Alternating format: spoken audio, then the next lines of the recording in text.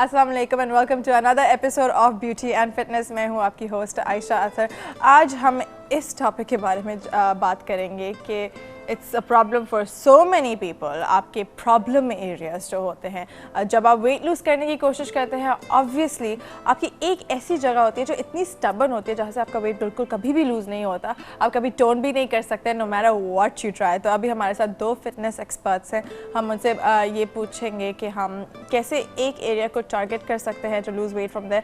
We have for all you men out there, जितने भी mail देख रहे हैं हमारी जो ऑडियंस में हैं, we have a male fitness expert here and वो आपको बताएंगे कि आप अपनी बॉडीज़ की कंफर्ट जोन से आप कैसे यूज़ कर सकते हैं all of these exercises.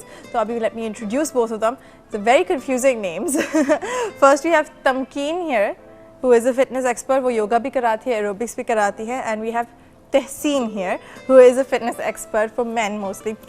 So we have Tamkeen and Tehseen both. तो जैसे कि आपको पता है कि आज हम बात करने जा रहे हैं प्रॉब्लम एरियाज़ के बारे में।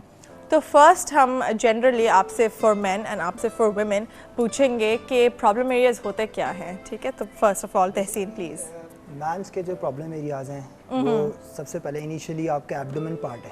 अच्छा। बिकॉज एब्डोमेन पार्ट बहुत फ्लैशी पार्ट होते हैं, तो फैट्स जो है वो सबसे पहले आपका स्टमक पे आके स्टोर हो जाते हैं। सही है। एंड यूजली कि हम लोगों की आजकल डाइट्स भी ऐसी हैं कि उसके अंदर फैट्स कैलोरीज वगैरह इतनी ज़्यादा होती हैं। बिल्कुल। हाँ, दैट्स वाई उसको आप इतना जो है वो अपनी एक्सरसाइज में इतना बर्न नहीं कर पाते। सही है।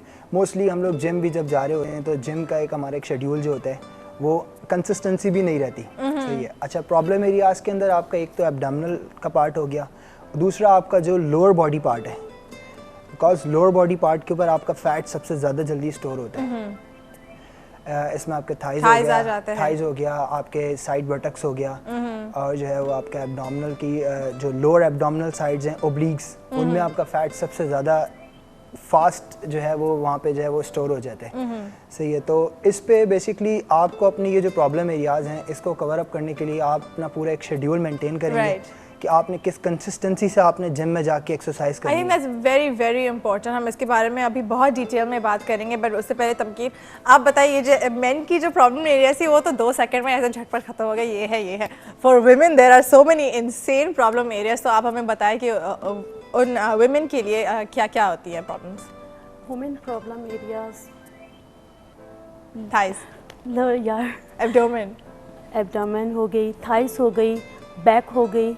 वुमेन के जो प्रॉब्लम एरिया बेसिकली ज़्यादातर होता है एब्डोमेन, बैक। ये बहुत ही मुश्किल हो जाती है चीज़, है बैक से आप वेट कैसे लूज करें?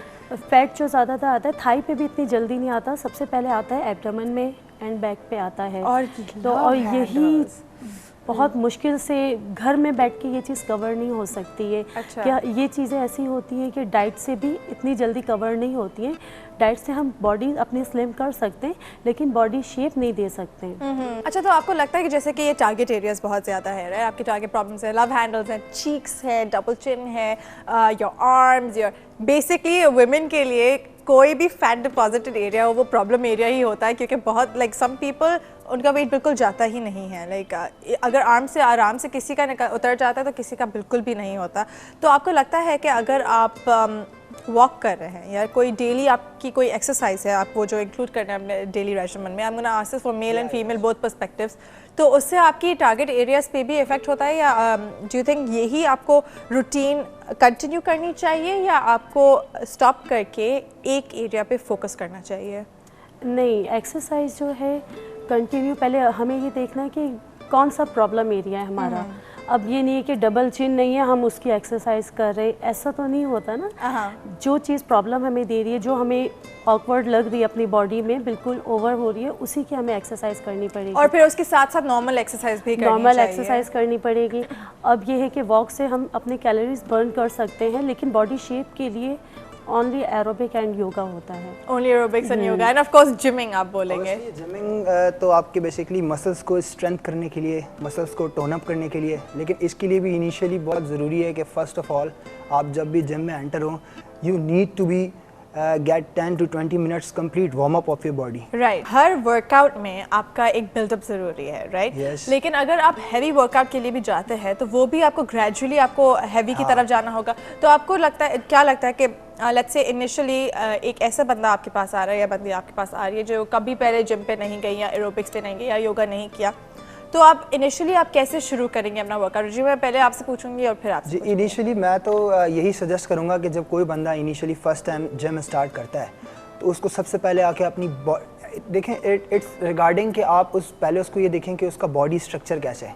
सही है ना, कि आपने आपका एक टारगेट होता है कि जब आप जिम में आते हैं तो आपने अपनी बॉडी को कैसा बनाना है.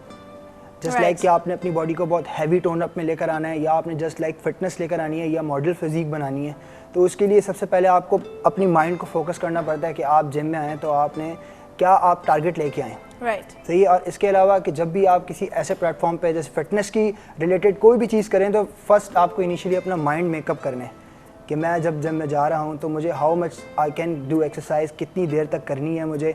और उसके बाद जब इंस्ट्रक्टर आपको जैसे गाइड करेगा आपने उसी रिदम के ऊपर चलना है. तो इनिशियली किसी भी बॉडी जो बंदा जिम में आता है उसके लिए ये है कि आप पहले उसके बॉडी स्ट्रक्चर को देखें.